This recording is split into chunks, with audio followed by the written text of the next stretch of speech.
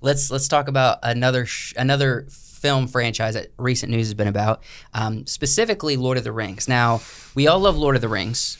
Yes. It's all near and dear to our hearts. Yes. The lore, the story, the Peter Jackson films. Well, the Rings original, the OG live-action Frodo. Jeez. Good gracious. Has recently responded to the news that Warner Brothers is going to make multiple new Lord of the Rings movies, because Warner Brothers still holds New Line Cinema and Warner Brothers, which New Line Cinema is a part of Warner Brothers, holds the rights to Lord of the Rings, Tolkien universe for the 3 movies and The Hobbit movie rights. Yeah. Whereas Amazon Prime owns the rights for the series rights, but for more than 4 episodes in a series. It all gets very taxing. You know what I'm saying? There's a lot of red tape to these rights, and we did a video on it one time. But since they own the rights for the movies, they have announced they're doing more movies. Now, Elijah Wood recently responded to this news, and he had a lot to say about it. What did he say? Let me pull up the article, and let's take a look at what he had to say. Let me find his little well, quotes. I mean, if they decide to do Lord of the Rings again, that's a bad idea. It doesn't seem like they are doing a remake. Okay. So go ahead and read this, Wyatt, will you? I'm fascinated and excited. I hope it's good. I'm surprised. I don't know why I'm surprised, because, of course, there would be more movies. Obviously, at the core of that is a desire to make a lot of money. It's not that a bunch of executives are like, let's make really awesome art. And again, not begrudging anybody, because, of course, it is commerce. But great art can come from commerce. Those two things are not mutually exclusive. So before we go into the next section of what he said, first off, it's stream of consciousness, of course. But that's interesting that he immediately goes to, this is a money grab. Yeah. And he's like trying to cushion it, but he's trying to also be honest. Well, it is. It's, regardless of what you think of Rings of Power, it was, when it dropped, it was massive. Everybody's looking at it. Because it's Lord of the Rings. Yeah, because it's Lord of the Rings. Everyone's talking about it. Everybody The Hobbit, watched it. Not everyone. Financially successful. Yes. Very successful. But, when it comes to something new, it's got to be, it has to make money. Is this going to be, I guess we don't know where it's going to fit in the timeline. I feel like there's stirrings online, so I'm opting in to believe it that this is not a remake. They're just using the other stories and other aspects of the 4 books that they have the rights to tell stories around the events of Lord of the Rings. So we discussed this on a live. We theorized about what they could go into. You know what I mean? I love the Lord of the Rings movies, and I do hold them in high regards. I'm going to say something that will probably upset a few fans. To today, even I'm constantly getting clips. I'm watching clips of Friendship is an Onion podcast. Friendship Onion. Friendship Onion. Friendship is an onion. Or Friendship Onion. Ogres are like onions. Yeah. That's where all they do on that podcast is talk about Lord of the Rings. They constantly are having Elijah Wood, Sean Austin, stuff like that on the podcast, and talking about something that happened 20 years ago. I'm waiting for that Peter Jackson episode. Maybe. But all they do is talk about Lord of the Rings, 3 movies from 20 years ago, and it's fun to talk about it, but at some point you're like, when are we gonna... We've heard all this, and those actors have a lot of good movies. Why don't we talk about their other movies, too? Here's the thing. They're never going to be on anything as massive and loved as Lord of the Rings. How long did it take to film Lord of the Rings? They're all adults. They accept this. I want to say it was like a 5-year thing. No. I mean, think started, about... I think, in 1995 for location scouting. Yeah, but how long were they on 6 site? years of production and editing, I think. Because it came out in 2001. So they weren't involved in the editing and stuff. They were on site for what? 3 years. 3 years? 4 years. Yeah.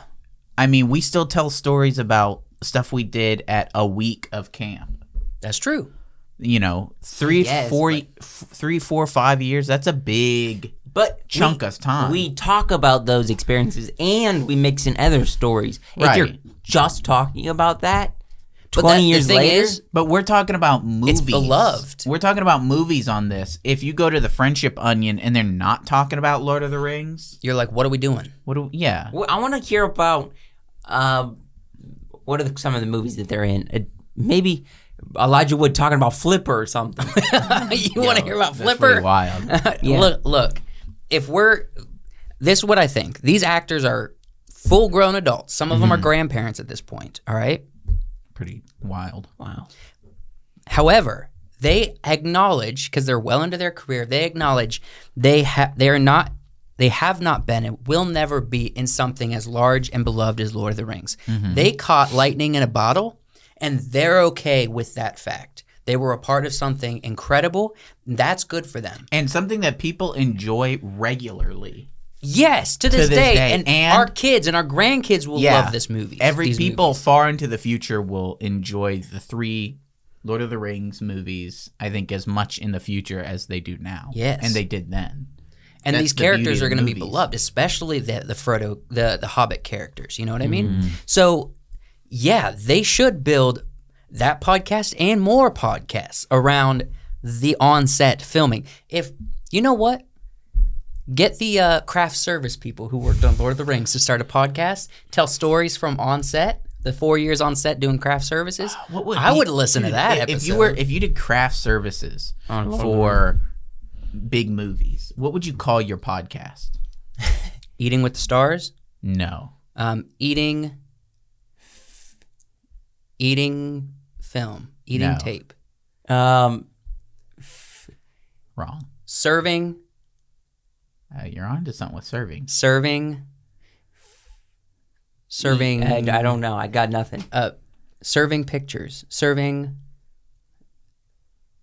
fun. I don't know. Help me. You're the one with the names. I think there's got to be something, with people who feed the stars. Yeah. That would be a good Serving podcast Stars. name. Or just like eating. Lunching. I don't know. I don't know. Let's think about it. There's something there, and I think that would be if anybody watching this pitch is it in to craft services. Look, we in can Hollywood. go on IMDb, find like the low tier craft service people. No, high tier. Okay, any I tier want people craft who've been service working people. on Marvel movies. Any tier craft service people. Yeah. We can probably get in touch with them because they got an Instagram or Facebook and their name's right there on IMDb. Well, so I we don't can want to get find in touch them, with people and be like, hey, pitch start them. a podcast.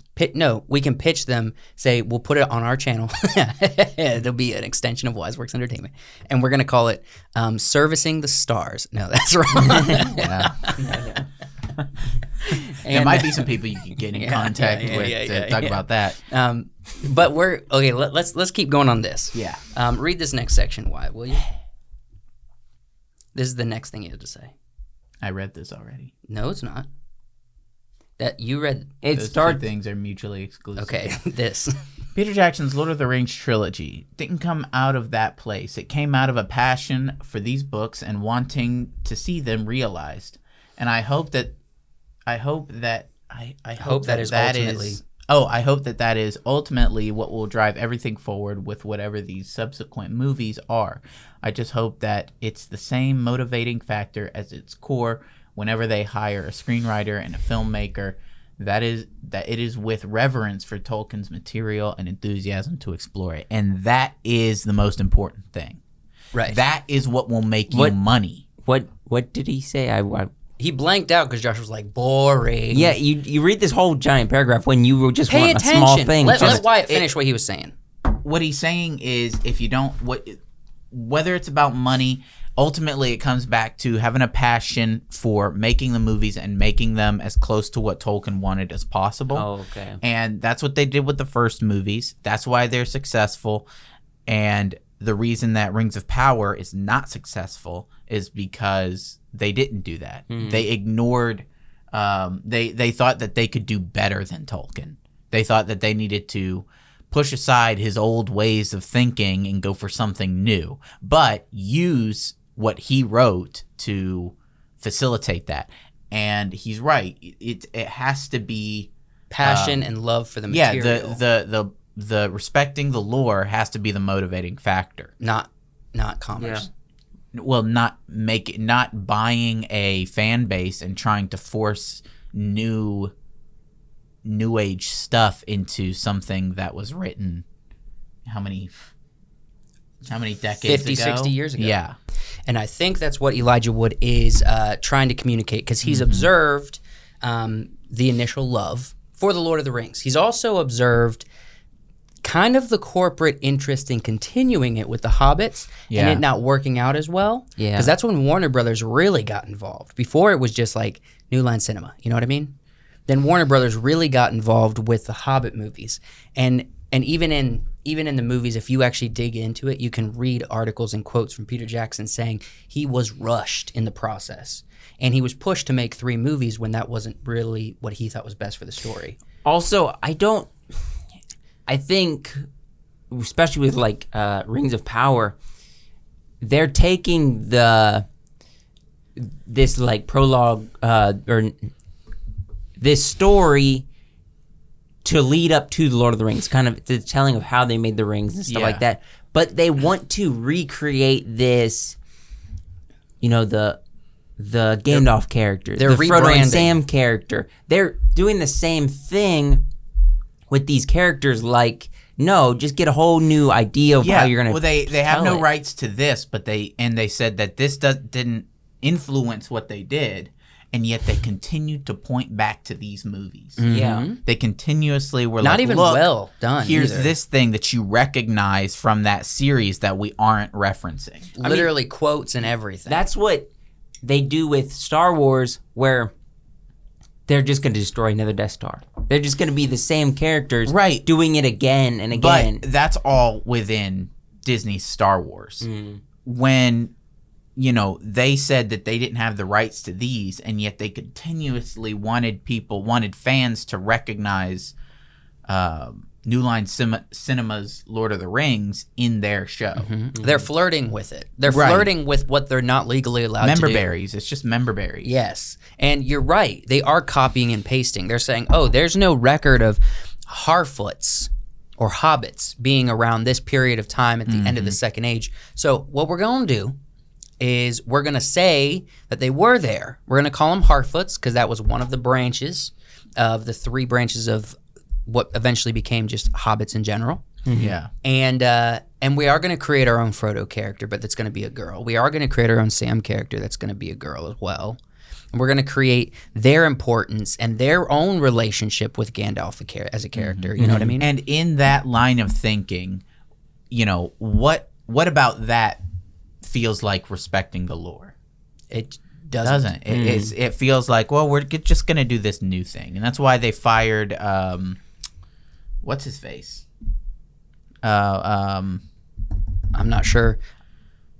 I know people that he were was a a part of it. Tolkien historian. Oh, yeah. I know we talked about it a lot, but I can't remember names very well. But, they didn't even initially when they bought the rights to it ish. They told Peter Jackson that they would kind of consult him. And he would be a consultant on the project. And then they never got back to him. And as the show's coming out, Peter Jackson does an interview, and he's like, yeah, they never called. Never called me back. Never called me back, which means that's just like, it probably, the people like the Tolkien consultant was like, well, let's also get Peter Jackson involved. Yeah. And they're like, great, let's do it. And then they fired him, and they're like, screw everybody.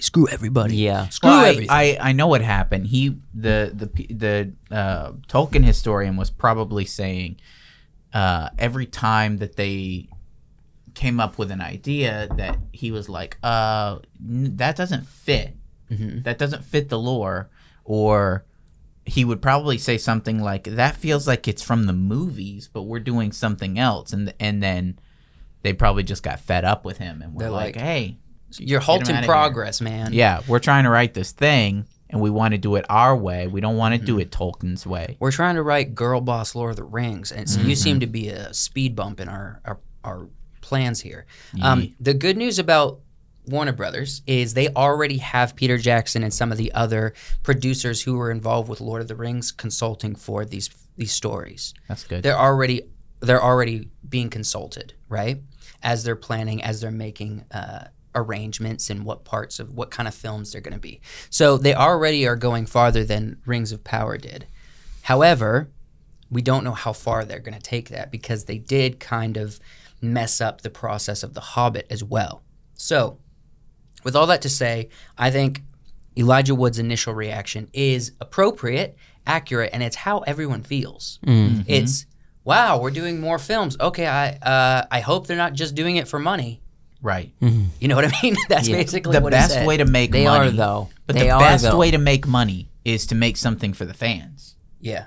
Respect the lore and make it for the fans and don't call them patently evil. Yeah. If you do that one time, Warner Brothers, you're donezo. Yeah, I think that's the most important. You will not get anyone's money. If you